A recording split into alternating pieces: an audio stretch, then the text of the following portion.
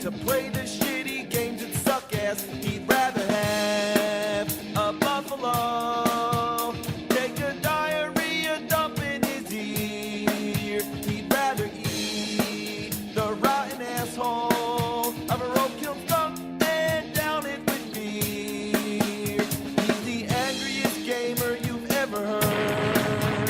He's the angry Nintendo nerd.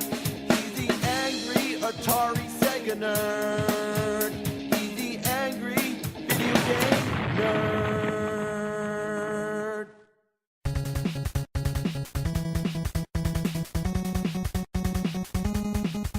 You got a game and a controller. That's the way it goes. But sometimes that wasn't enough. Nintendo has always come up with creative and unique ways to play games. Today, there's the Wii and the DS stylus pen. But even in the early days with the NES, they were doing the same sort of thing. Some of them were pretty awesome at the time, but others were failed experiments that made you look like a jackass. So let's take a look at some of the NES accessories. I already talked about the Power Glove. We all know it's bad, so bad. Let's start with the zapper. Back then we just called it the gun, because that's what it is. There's nothing more satisfying than just shooting the fuck out of things. It was the quintessential gaming accessory. Almost every console had their own version of the gun. Only problem, it doesn't work so great anymore. Depends on the game, the kind of TV you're using, and the gun itself. I have 3 of them. The first one is completely random. Sometimes it makes its target, but most of the time it doesn't. The second one has a pattern. Every other round it like goes dead. So here comes the 2 clay pigeons. I shoot them, no problem. Then the next ones come out. I can't hit them, even if I press the thing against the screen. The third zapper has the same problem, except that the pattern's swapped. What the fuck is going on? Even the alleged light bulb trick doesn't work. Here we have Wild Gunman. What do you gotta use your hands? That's like a baby's toy.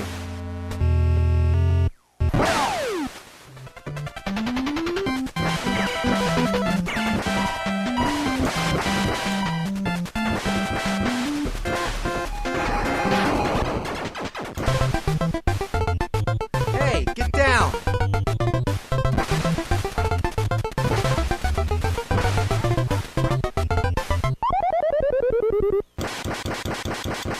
The Super Nintendo also had its own gun, more like a big-ass bazooka, the Super Scope. If you're familiar with the zapper, this one's a totally different story. The zapper used light detection. That is, when you pull the trigger, the screen goes black for a fraction of a second and the targets become white squares. The zapper detects whether or not it's pointing at the light, hence the term light gun that everybody likes to call it.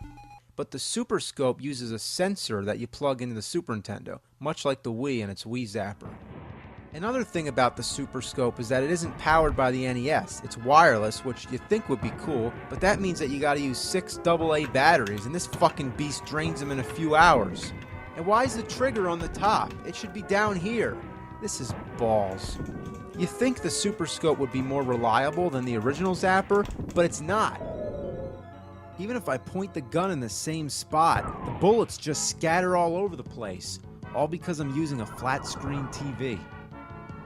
Now let's look at the Miracle Piano. It's a miracle if I could figure this shit out. You might be thinking, wow, Nintendo had a piano? Well, yeah, Nintendo had everything, but it was also available on other game consoles and home computers. It's got one game, which is basically a piano teaching tool. It's actually not bad. Well, that's really all there is to say. My only complaint is that the music comes from the keyboard, which is okay, but the metronome comes from the TV, and that can be a little confusing. Other than having standard lessons, you also get this robot game. Play the song right or the robot dies. Then there's a duck game. You gotta shoot the ducks. Oh, come on.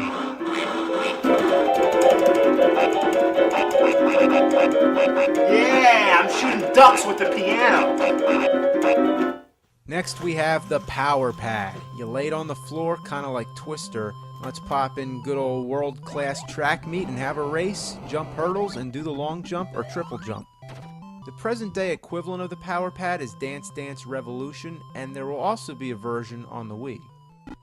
It was meant to be a family game, but most kids I knew played it alone in their room, and that meant that if your room was upstairs, your parents would hear like all this thumping and shit. They hated it. Cats and dogs would piss and shit on it. In fact, just thinking about it makes me feel like having an anal evacuation.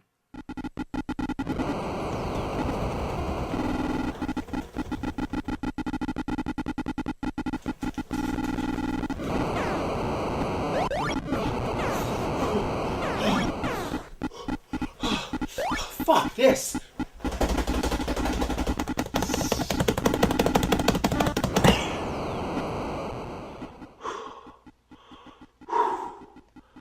Yeah, it all comes down to tapping buttons, which brings us to our next accessory. Probably the stupidest thing ever invented. The speedboard. What is it? It's a piece of fucking plastic. You attach your controller. You get it? In case you don't want to hold the controller with your hands, in case you enjoy playing on the floor or behind a table, then this is for you. It's embarrassing. What's the point? To put the speed at your fingers? Why in the ass would I need that? If I'm playing a game that involves having to tap the buttons like crazy, I'm probably gonna get a turbo controller like the NES Max or NES Advantage. How could they even sell such a thing? Even though it's made by a third-party company, it was actually licensed by Nintendo. It's like covering a turd in ice cream sprinkles. Next up, oh boy, the Konami Laser Scope. Now I just want to go on record by saying I fucking love Konami. But this thing reeks of ass. It's essentially yet another form of the zapper, but it's voice controlled. To shoot, you say fire. Fire! Fire! Fire! Fire! Fire! Fire! Fire! Fire! Fire! Fire! Fire! Fire! Fire! Fire! Fire! Fire! Fire! It also has headphones, and it advertises on the box that you can use it for your Game Boy or Walkman. Just detach the scope module. Yeah. Wow. Yeah, I would look so cool walking around listening to my iPod with this fucking thing on my head. It also advertises that parents will love what they don't hear. It says, while the laser scope surrounds the player with the sounds of exciting gameplay action, non-players can listen to music, read a book, talk on the phone, or have a conversation in the same room. Yeah, while you're saying, fire, fire, fire, kind of defeats the purpose, right? Fire, fire, fire, fire, fuck. I didn't say fire, I said fuck. Fuck. Fuck fire. Fuck. Fuck. Ass. You can say anything. Shit. Bitch. Cunt. Fuck. Fart. Fuck. Wow, I just shot down a duck by saying fuck.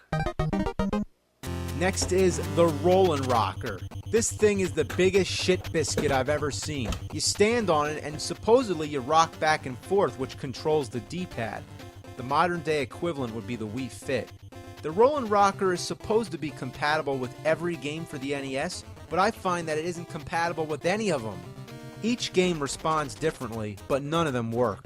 Adventure Island keeps walking right, Excite Bike keeps going down, Skate or Die goes in circles, Kung Fu ducks to the right, Metal Gear does nothing at all, Ninja Turtles 3 walks in place, and 1943 just fidgets around a lot. It's another hunk of plastic! Who made this thing? Son of a bitch. Well, we might as well try an LJN game.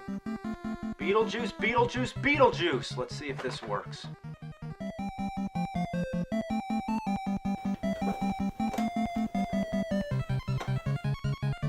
No, of course not. It doesn't.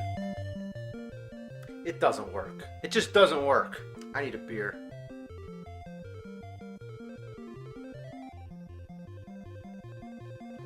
I'm drinking Rollin' Rock on the Rollin' Rocker.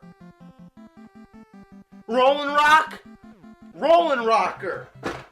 Yeah, Rollin' Rock on the Rollin' Rocker. I've also heard that you can't weigh more than 100 pounds, but I still don't understand why I can't get any kind of response out of it. Let's try the cat. Get on there, you little bastard.